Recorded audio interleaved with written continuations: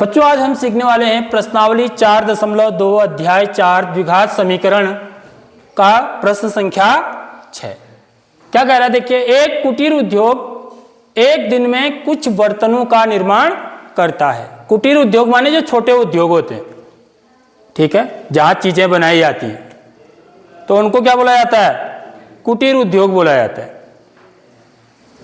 एक विशेष दिन यह देखा गया कि प्रत्येक नग की निर्माण लागत, प्रत्येक नग माने एक वस्तु, प्रत्येक माने एक, कोई एक वस्तु, हर एक वस्तु कह सकते हैं। वस्तु को हम क्या बोलेंगे? नग बोलेंगे। जैसे कहीं पर बर्तन बनाए जा रहे हैं तो एक बर्तन को क्या बोला जाएगा?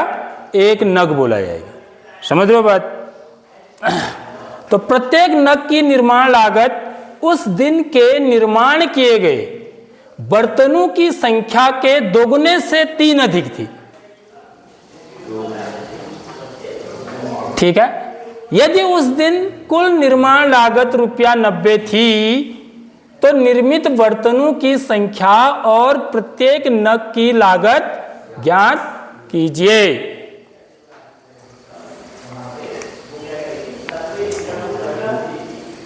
तो यहां पर लिखेंगे माना हल। कहां से शुरू करेंगे देखिए, क्योंकि यहां पर यह दे रखा है कि प्रत्येक नग की निर्माण लागत, एक नग की निर्माण लागत कितनी है कि उस दिन निर्माण किए गए बर्तनों की संख्या के दोगुने से 3 अधिक। ठीक है। तो माना उस विशेष दिन में निर्माण किए गए बर्तनों की संख्या, माना एक विशेष दिन में, विशेष दिन में निर्माण किए गए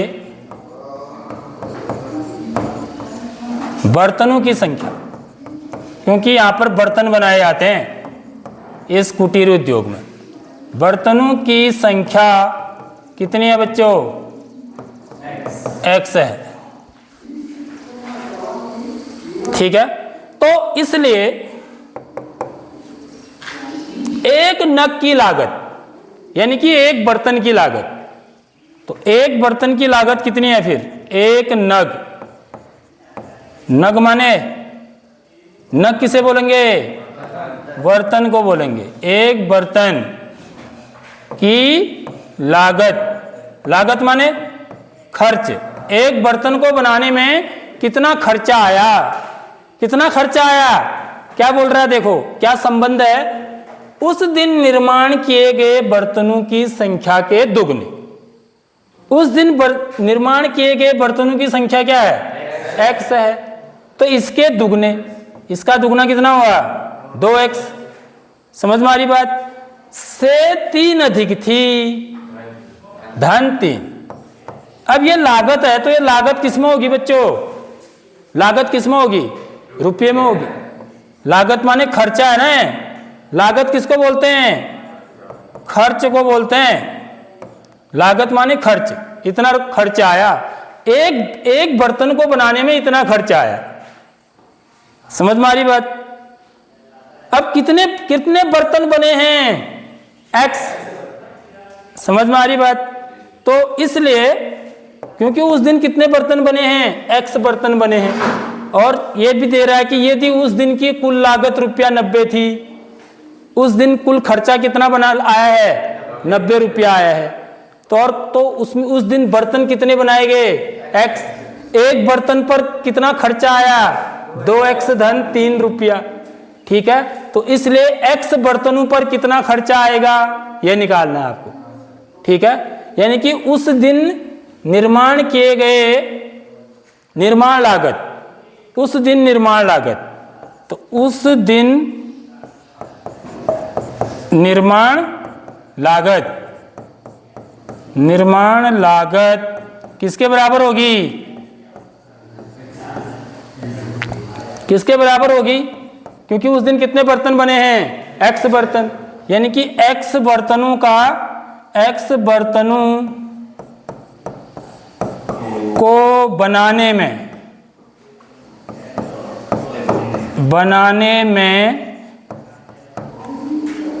लगी लागत माने खर्च। ठीक है, तो एक बर्तन बनाने में इतना रुपया खर्चा होता है, 2 बर्तन बनाने में कितना आएगा, 2 गुना इतना, 3 बर्तन बनाने में 3 गुना इतना, 4 बर्तन बन रहे हैं तो 4 गुना इतना। अब बर्तन कितने बन रहे हैं, x, तो x बर्तन बनाने में कितनी लागत आएगी, x गुना इतना। समझ में आ रही बात? तो इसलिए प्रश्नानुसार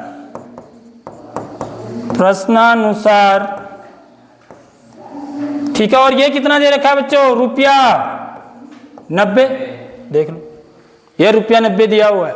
तो इसलिए प्रश्नानुसार x बर्तनों को बनाने में कितनी लागत आएगी, x गुणा 2x धन 3 बराबर 90। देख लो ये समीकरण बनानी है सबसे मेन। जिसने समीकरण बना दी तो उसने सवाल हल कर दिया। आगे बात समझ में, क्वेश्चन समझ में आया कैसे किया मैंने? क्योंकि ये रिलेशन जो दिया हुआ है उसको समझना है आपको संबंध ये दिया है कि प्रत्येक नग माने एक नग माने एक बर्तन। नग किसे बोलेंगे, बर्तन को। एक नग की जो निर्माण लागत है उस दिन निर्माण किए गए बर्तनों की संख्या के दोगुने से 3 अधिक है। समझ में आ रही बात? हमने मान लिया कि माना उस दिन x बर्तन बनाए गए, माना कितने बर्तन बनाए गए उस दिन, x बर्तन बनाए गए। तो एक बर्तन को बनाने में कितना खर्चा आया, जितने बर्तन बने हैं उसके दुगने के से 3 अधिक रुपया खर्चा आया है, यानी कि 2x धन 3 रुपया खर्चा आया है। समझ रहे हो बात? कहने का मतलब यह है कि यदि माना 5 बर्तन बने हैं उस दिन, समझ में आ रही बात, तो एक बर्तन पर कितना खर्चा आया है, उस एक बर्तन को बनाने में कितना खर्चा आया है, 2 गुणा 5 धन 3, इतना रुपया खर्चा आया है। ठीक है, जितने बर्तन बने हैं उसके दुगने से 3 अधिक रुपया, यानी कि एक बर्तन को बनाने में है खर्चा। समझ में आ रही बात? यानी कि कितना रुपया, 2 पंचे 10, 10 और 3 13, तो एक बर्तन को बनाने में 13 रुपया खर्चा आया है। समझ में आ रही नहीं आ रही बात? ये एक का है, याद रखिए। अब कितने बर्तन बने हैं, 5, तो 5 बर्तन को बनाने में कितना रुपया खर्चा आएगा, 5 गुणा 13, इतना रुपया। भाई एक बर्तन को बनाने में 13 रुपया खर्चा आया है, 2 बर्तन को बनाने में 26 रुपया आएगा। ठीक है, 3 बर्तन को बनाने में 13 गुणा 3, 4 बर्तन को बनाने में 13 गुणा 4 या 4 गुणा 13 भी कह सकते हो। ऐसे 5 बर्तन बनाने हैं तो 5 गुणा 13। तो ऐसे ही यहाँ पर x बर्तन बनाने में कितना रुपया खर्चा आया, x गुणा 2x धन 3, और ये दे रखा हमको 90 रुपया आएगा, प्रश्न में दिया हुआ है। ये बात आ गई समझ में? तो देखिए अब हम इसको जो है इस समीकरण को हल करेंगे। तो कितना हो जाएगा, 2x वर्ग गुणा करेंगे धन 3x ऋण 90 बराबर 0। ठीक है, अब इसके गुणनखंड निकालेंगे, गुणनखंड विधि से करेंगे इसको। तो यहां पर ये कॉमन भी नहीं है कुछ भी, तो सबसे पहले हम देखते हैं, मैंने कल बताया था कि कॉमन तो नहीं है, वो देखते हैं सबसे पहले। कॉमन कुछ नहीं है तो हम क्या करेंगे, 2 गुणा ऋण 90 कर देंगे, तो कितना आएगा, ऋण 180। अब ऋण 180 के ऐसे गुणनखंड निकालने हैं 2 जिनको जोड़ने या घटाने पर 3 आता हो। ठीक है, तो क्या होंगे, उसके लिए हम क्या करते हैं, 180 के सारे गुणनखंड निकाल लेते हैं एक बार। ठीक है, यहाँ पर क्योंकि ये बड़ी संख्या है तो यहाँ पर सारे निकाल लो। 2 से देंगे 90, फिर 2 से देंगे 45, फिर 5 से देंगे 9, ठीक, फिर 3 से देंगे 3, तो यानी कि क्या है, 180 के गुणनखंड 2 गुणा 2 गुणा 5 गुणा 3 गुणा 3, फिर 3 बार भी जाएगा ना एक बार और, तब 1 आएगा। समझ आ गई नहीं आई बात? तो सारे अभाज्य गुणनखंड निकाल लिया मैंने। 2 दूनी 4, 4 पंचे 20, 20 तियन 60, 60 तियन 180। ठीक है, अब मुझे जोड़े बनाने हैं, मुझे ऐसे जोड़े बनाने हैं कि जिनका अंतर जो है ना, तब कितना आए, 3 आना चाहिए अंतर। ठीक है, तो कैसे मैं जोड़े बनाऊंगा, देखिए 5 दूनी 10, 10 दूनी 20, 3 तियन 9, ये नहीं बन रहा है। ठीक है, ऐसे मुझे इस क्रम से बनाने हैं जोड़े। बन गया, देखो ये 2 दूनी 4, 4 तियन 12, 2 दूनी 4, 4 तियन 12, समझ लो। फिर क्या बचा, 5 और 3 बचे, 12 गुणा पातिया 15, तो इनको घटाओगे तो अंतर कितना आएगा, 3 आएगा। आगे बात समझ में है? तो भाई यहां पर ये दिमाग लगाना है। ठीक है, तो हम इसको क्या लिखेंगे, तो इसको हम लिखेंगे क्या, ऋण 180, ऋण 180 बराबर कितना लिखेंगे, 12 गुणा 15। अब क्योंकि ये 3 किस चिन्ह का है, धन चिन्ह का है। ठीक है, तो एक पर ऋण का चिन्ह लगाना है मुझे, या तो 13 पर लगाऊंगा या 15 पर लगाऊंगा। तो किस पर लगाऊंगा, छोटी वाली पर, क्योंकि जोड़ने पर जो चिन्ह आता है वो बड़ी वाली संख्या का आता है। ठीक है, और उत्तर मेरे को धन चिन्ह में चाहिए, तो इसका मतलब ऋण चिन्ह जो होगा वो 12 पर होगा। ठीक है, समझ में आ गई बात? तो थोड़ा सा और क्लियर कर देता हूं यहां पर जो है, तो ऋण 180 बराबर ऋण 12 गुणा 15, ऐसे लिखा जाएगा बच्चों।